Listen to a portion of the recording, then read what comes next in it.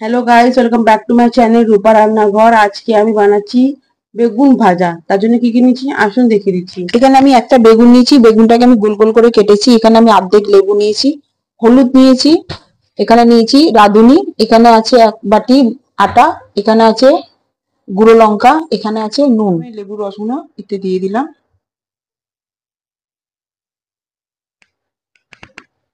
এতে এরকম ভাবে এক একটা করে মাখিয়ে নেবো।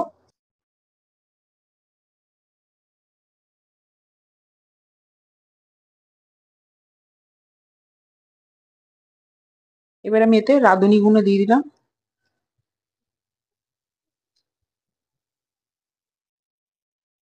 এতে নুনটা দিয়ে দিলাম।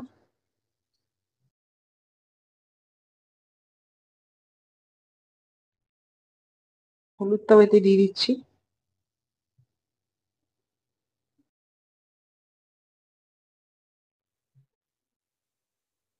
গুঁড়ো লঙ্কাটাও দিয়ে দিলাম।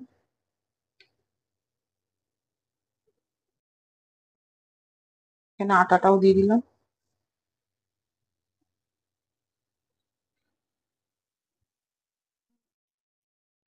এবার এগুলো এরকম ভাবে সবভাবে এরকম টিপে টিপে বসিয়ে দেবো।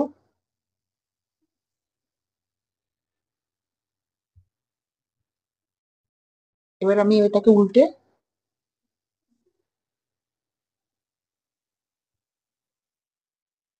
এটা পাল্টে নিলাম। এবার এই পাশগুলো সব করে নেবো এইভাবে।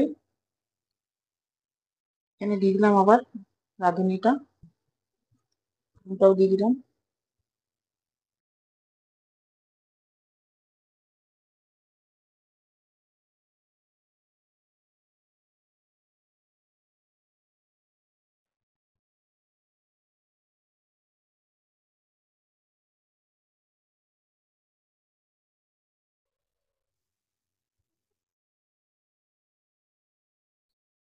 এটা আমি এইভাবে সবগুলো মেখে নিলাম। এবারটা আমি 5 মিনিটের জন্য ঢাকা দিয়ে রেখে দেবো। গ্যাসটা আমি জ্বালিয়ে নিলাম, কড়াটা বসিয়ে দিচ্ছি। এটা এবার বেগুনটা আমি এক এক করে ভেজে নেবো। তেলটা আমার গরম হয়ে গেছে। এবার আমি সব এক একটা করে বেগুনগুলো দিয়ে দিচ্ছি এতে।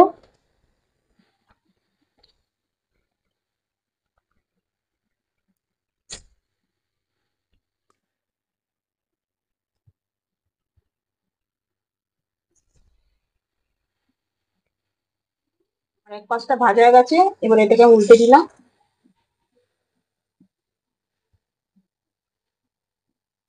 এরকম ভাবে আমি সব কটা লাল লাল করে ভেজে নেবো। এটা আমার ভাজা ভাজা হয়ে গেছে, এবার এগুলোকে আমি তুলে নিচ্ছি। রেডি হয়ে গেছে আমার বেগুন ভাজা। আপনারাও বাড়িতে রেসিপিটা ট্রাই করে দেখবেন। আমার ভিডিওটা যদি আপনাদের ভালো লাগে, লাইক করবেন, শেয়ার করবেন, সাবস্ক্রাইব করবেন। নেক্সট ভিডিওতে আবার দেখা হবে।